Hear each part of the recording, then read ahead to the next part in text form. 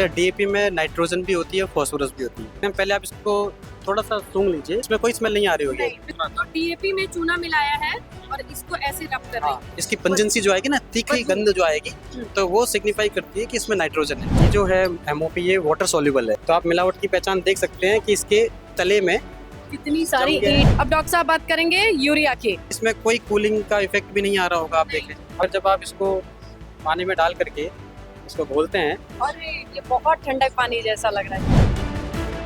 नमस्कार, गांव जंक्शन पे आज हम आपको मिलवाने वाले हैं एक्सपर्ट की टीम, जो कि इंडस्ट्रियल लेवल पे पता करती है कि खाद की क्वालिटी क्या है। लेकिन कुछ चीजें हैं जो इन्होंने अपने अनुभव से, अपने ज्ञान से आम किसानों के लिए भी निकाली है कि वो छोटे लेवल पे पता लगा सकते हैं कि उनका डीएपी हो, एमओपी हो या यूरिया असली है या नकली। नकली खाद की महामारी अब पूरे देश में कहीं ना कहीं समस्याएं आ रही हैं। आपका नाम? मैम मेरा नाम डॉक्टर संतोष भट्ट है। मैं central fertile quality control training institute में वर्क कार्यरत हूँ, एज ए असिस्टेंट डायरेक्टर हूँ। आपका नाम? मैम मेरा नाम अजय कुमार यादव है। मैं वहाँ पर लैब अटेंडेंट हूँ, central fertilizer quality control training institute Faridabad. देखिए, अगर फर्टिलाइजर की क्वालिटी की कंट्रोल करने की बात करें तो वो तो पूरे देश के लेवल पे मिनिस्ट्री कराती है, क्योंकि बाहर से भी आयात होता है। लेकिन किसान के हाथ में, जैसे कि आपके हाथ में मुझे दिखाई दे रहा है, ये मैडम ये DAP डीएपी है। एक सिंपल सा टेस्ट है। डीएपी में नाइट्रोजन भी होती है, फास्फोरस भी होती है। जैसे आप खुद से अपने हाथ पे इसको रखिए, इसको आप चेक कर सकते हैं। पहले आप इसको थोड़ा सा सूंघ लीजिए, इसमें कोई स्मेल नहीं आ रही होगी। नहीं, बिल्कुल नहीं। तो डीएपी में चूना मिलाया है और इसको ऐसे रब कर रही है। अब इसको आप एक बार सूंघ लीजिए, एक स्मेल आ रही है, पंजेंसी आ रही है। पंजेंसी, जैसे केमिस्ट्री लैब में अमोनिया बनती थी। इसकी पंजेंसी जो आएगी ना, तीखी बदबू। गंध जो आएगी, तो वो सिग्निफाई करती है कि इसमें नाइट्रोजन है। लेकिन मैम मैं इतना भी कहना चाहूंगा कि ये क्वालिटेटिव टेस्ट है, ये क्वांटिटेटिव टेस्ट नहीं है कि कितना इससे क्या परसेंट है। अंतर? जैसे हमने पता किया कि इसमें यूरिया स्मेल आ रही है, तो इसमें नाइट्रोजन है। हाँ। लेकिन इसमें कितनी नाइट्रोजन हम ये नहीं बता सकते है नहीं ना। बता सकते। पर एज पर एफसीओ स्पेसिफिकेशन में 18% नाइट्रोजन होती है। अच्छा, तो हम इसको जांचने के लिए, ये तो लैब में ही हम जांच सकते हैं, तो इसलिए जरूरी तो है उसके लिए। लेकिन अब सपोज करो कि आपके साथ धोखा नहीं हुआ, ये पता चलेगा कि हाँ इसमें कुछ तो नाइट्रोजन है। अब बात करते हैं दूसरे जैसे मैम एक है हमारा muriate of potash, MOP. MOP है। एमओपी के लिए भी हम, जैसे एक तो हमारा ये ओरिजिनल है, दिखाने के लिए भी है।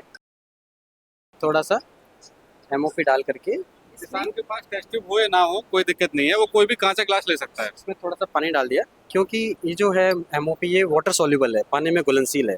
मोस्टली क्या होता है ना मैम, एमओपी जो है म्यूरेट ऑफ पोटास जो है, इसमें जो ब्रिक कलर रहता है ना, उसकी तरह मिला, जो ईंट का रंग जैसा। ईंट का रंग और जैसा है। ईंट को पीस करके एमओपी बना के बेच देना। ऐसे ही बेच देते हैं बहुत लोग। ये रहा एमओपी का टेस्ट, हाँ। जो डॉक्टर साहब बता रहे हैं कि ध्यान से देखिएगा। ये प्योर एमओपी है, म्यूरेट ऑफ पोटास, और ये एडल्ट्रेट है, जो मिलावट है। तो आप मिलावट की पहचान देख सकते हैं कि इसके तले में कितनी सारी जम गया है, ईंट बनी। और इसके तले में भी आप देख सकते हैं बहुत कम जमा होगा। और एक खास पहचान, आप जो इसके अपर सरफेस पे जो ऊपर है, ये इसके पार्टिकल्स ऊपर को जमा हो जाते हैं, जबकि इसमें ऐसा कुछ दिखेगा नहीं है। अब डॉक्टर साहब बात करेंगे यूरिया की। यूरिया प्रिल्ड है, दो तरह का आता है, प्रिल्ड आता है, ग्रेनुलर आता है।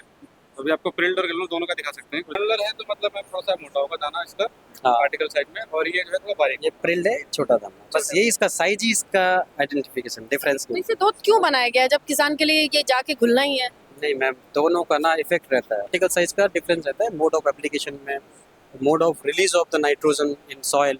अच्छा, वो हाँ, तेजी से हाँ। निकलेगा और जी, एक धीमे धीमे जाएगा। जो छोटे इसकी कण तो रिएक्टिविटी है ना मैम, उसमें फर्क पड़ता है, साइज का भी रिएक्टिविटी में फर्क पड़ता है।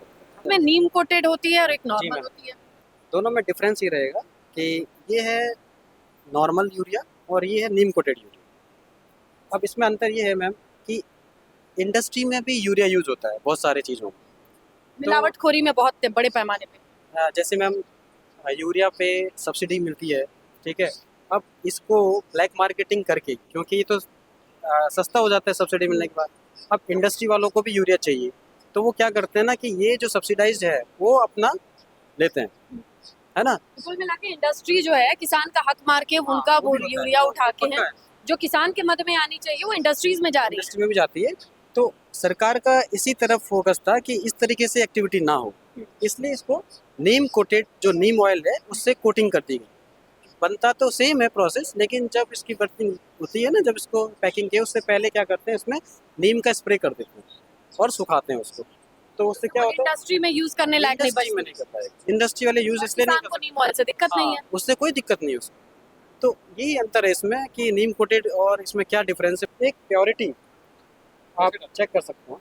नंबर एक चीज़ तो ये है कि मैम जब ये यूरिया पानी में पूरी तरीके से सॉल्युबल है, वाटर सॉल्युबल है। आप छू के देखें। अभी इसमें कोई कूलिंग का इफेक्ट भी नहीं आ रहा होगा, आप देख लीजिए। अब इसमें जब सामान्य तापमान है हाँ इसका। सामान्य तापमान है, अगर जब आप इसको पानी में डाल करके इसको घोलते हैं तो ये थोड़ी देर में आपको कूलिंग इफेक्ट देगा। और ये बहुत ठंडा पानी जैसा लग रहा है ये तो। तो ये इसका तापमान बिल्कुल बदल गया। हाँ जी, ये भी एक इसकी पहचान है, ये यूरिया है। दूसरी चीज़ Transparent है। कुछ भी नहीं बचेगा इसका। अभी थोड़ी देर और घोलेंगे इसको हम, ये पूरी बिल्कुल तरीके से पानी एकदम ट्रांसपेरेंट दिखाई देगा आपको, कोई भी रंग नहीं होना कुछ भी नहीं आएगा, वो ट्रांसपेरेंट रहेगा, ऐसा लगेगा इसमें कुछ घोला ही नहीं गया। ठीक है, As it is, ये तो ये असली यूरिया हो गई।